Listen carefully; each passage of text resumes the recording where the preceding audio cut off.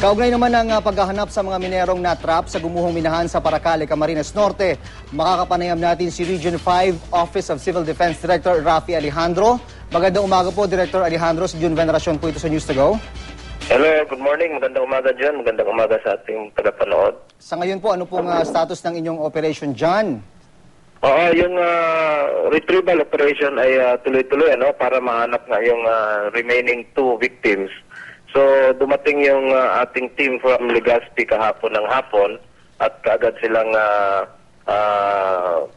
nag-put into action kasama yung mga local rescuers doon. Kasi humingi officially ng tulong yung munisipyo the other night, kaya nakapag-mobilize tayo kaagad kahapon from Legazpi, yung galing sa regional office ng Bureau of Fire Protection. So ito naman ay retrieval retrieval operation at nung assessment nga the other night ay almost 48 hours na yung insidente at ang binibigay nga sa ating picture ay malabo na may mabuhay pa. So retrieval na lang po ang ginagawa natin. Bakit po ba nailatag na talagang zero na yung chance na may makuha pang survivor, sir?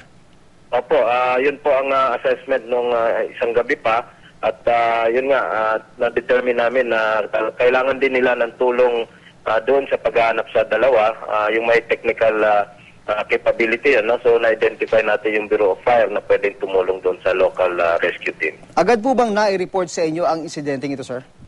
Opo, na-monitor natin ito kagad, but yun nga, ang prinsipyo kasi natin on emergency response ay yung local authorities muna ang tutugon dito at kung meron mang specific request sila, ay saka na lang tayo magpapadala ng mga teams from the regional office or yung national teams. But yun nga, kagabi lang, the other night lang talaga sila officially humihingi ng tulong, assistance, pero retrieval na po.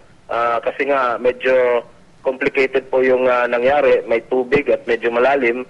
At yun nga, ito pa small scale mining, hindi masyado, yung safety aspect ng pagmimina ay hindi masyado binibigyan ng pansin.